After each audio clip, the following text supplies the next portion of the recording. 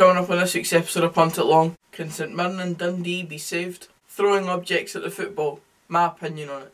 Everyone's favourite Scottish football mainstream media provider is featured on this week's Bellend, and the usual chat about Dunfermline Athletic Football Club. Enjoy!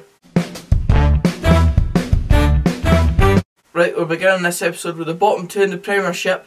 They face off against each other this weekend, and let's be honest, it's going to be one almighty shitfest. St Mirren and Dundee have obviously had horrendous starts to the Premiership seasons respectively. I can't say I didn't expect St Mirren to be in this sort of situation this season, as after all I did kind of predict them to finish around this place. I actually think I predicted them to finish in the relegation playoffs come the end of the season, so I can't say I'm really surprised by where they sit right now, although it is quite surprising the points tally they've got at the moment because it's horrendously poor. But a team that's actually got less points than St Mirren is Dundee, and they currently sit bottom, rooted to the bottom of the Premiership with just one win all season so far and something like a minus 24 goal difference, which, I mean, it's death statistics. You wouldn't want to be looking at that more than 5 seconds in your day, if you're a Dundee fan, that is. When we played Dundee in the Betfred Cup in July, I did kind of think they looked a bit bang average really, because we kind of beat them without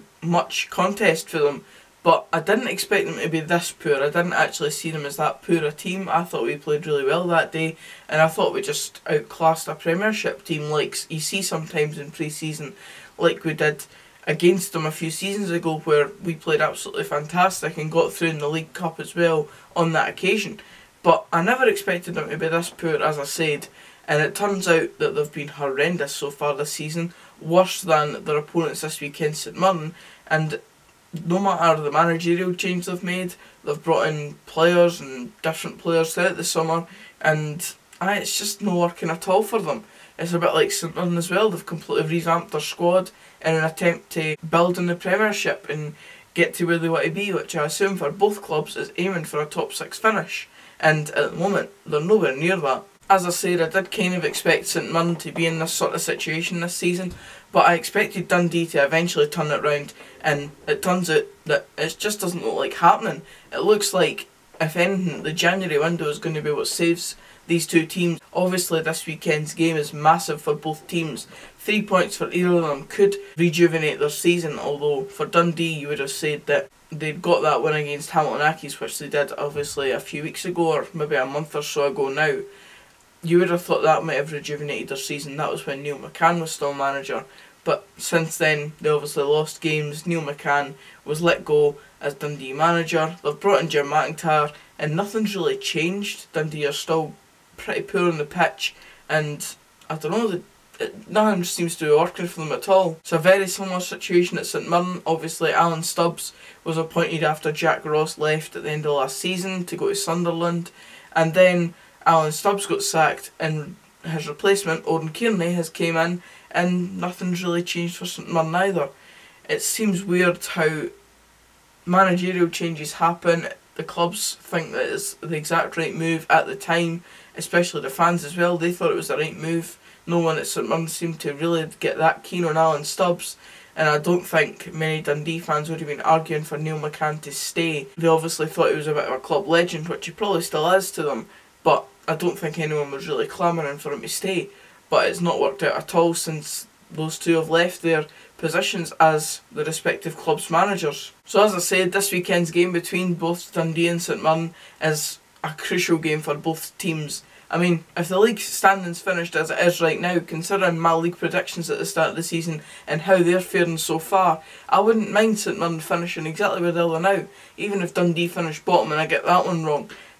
I wouldn't be too unhappy with getting at least one right in the Premiership. That'll do me.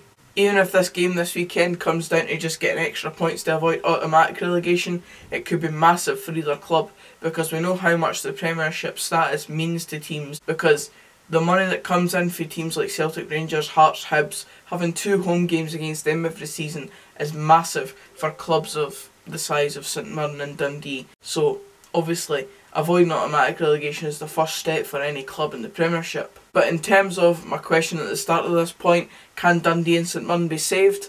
Well, as I mentioned earlier, is the January window the best opportunity for these clubs to finally turn their season around? I'm not too sure. I think that they might actually be rooted to the bottom of the league for a long season ahead.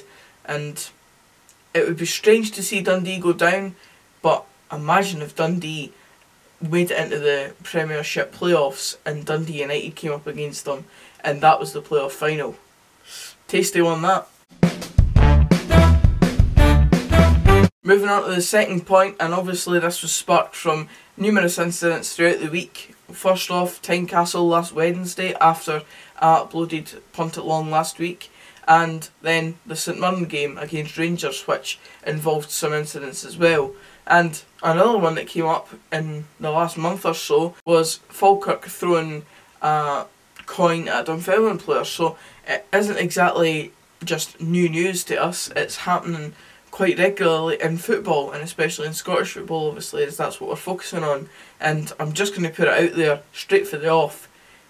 I'm not at all into this notion of chucking things at players. It's completely unnecessary. Ultimately, it's embarrassing and it ruins the perception of our game. As I've mentioned before on these type of videos, I've said that, you know, Scottish football is such a good thing to be able to document and such a good thing to be able to buy into, because there's so much passion in our game, especially for the sidelines and the fans.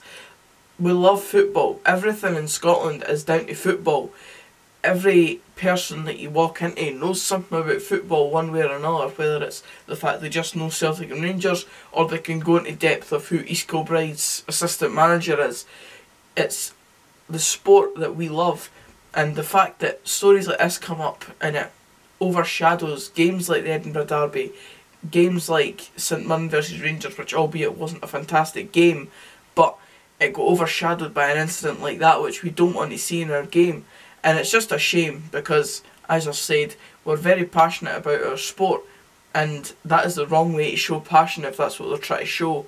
It's just scum in a way, and I hate saying that because it shouldn't be that way, but that's how it comes across when incidents like this happen.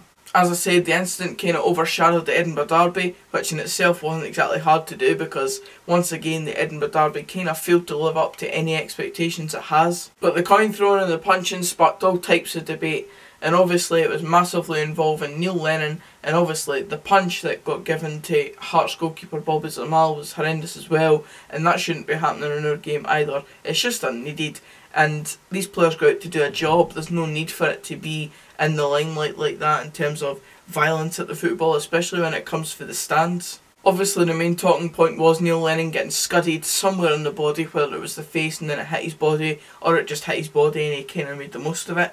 But aye, obviously he got scudded somewhere, and then he went to the floor straight after kind of giving it the big in to the Hearts fans. And albeit that's Neil Lennon just being Neil Lennon, he's a bit of a kind of tosser in that way. But for all the folk that are saying that he brings it on himself, get in the bin. As I said, Neil Lennon's a bit of a tosser, but the fact that you're actually making excuses for basically violence at the football just makes it 100 times worse. It makes it like we're just trying to sugarcoat it and just blasé over the full thing. This type of thing can't be happening in our game. I think I've had my say on that for now, but aye, it was a horrendous kind of week for Scottish football in terms of that type of stuff, and let's just hope that's the end of it. It's that time of the week again with the part of the episode called It's everyone's favourite Scottish football mainstream media provider, Sky Sports. This one honestly doesn't need much explanation. Just look at this photo. So here's a lovely Sky Sports score update from the game between Aberdeen and Kilmarnock recently. Wrong stadium, wrong scoreline, wrong goal scorer, and wrong team to have scored the goal. I advise anyone who wants to watch any type of Scottish football on the TV to swiftly move yourself over to BT Sport. Even though it's a lot of Chris Sutton and Michael Stewart just ripping the piss at each other, at least they actually care about our game. Sky Sports just seem to come out when it involves the two big teams in Glasgow. Poor stuff. As usual, we'll go full circle and back to my team, Dunfermline. As far as this week goes, we won a Reserve League Cup game, a 4-0 win against Morton. I wouldn't say there's been much Dunfermline news outside of that really. The only other thing that's happened this week in terms of Dunfermline stuff is Joe Cardle, and the fact that he actually got released for AFC Fylde due to his family still living up in Scotland, so he's chosen to leave Fylde and move back up to Scotland. Could he be returning home? Who knows? I would love it to happen just because I think he would probably bring us better quality. But as it take to move on, in my opinion, considering Robbie Muirhead's been playing on the wing so far for us and not really playing as a target man, who would you rather have in your squad? Robbie Muirhead or Joe Cardle? It's an easy choice for me. Just to clarify, Super Joe. And that's it for this video, guys. Cheers for watching. If you did enjoy, please give it a like, comment down below anything you thought about what I've said, and subscribe for more of this type of content. And until the next video, which will be Pars Roundup for the big Falkirk game at the weekend on Friday, I'll see you then. Cheers, guys.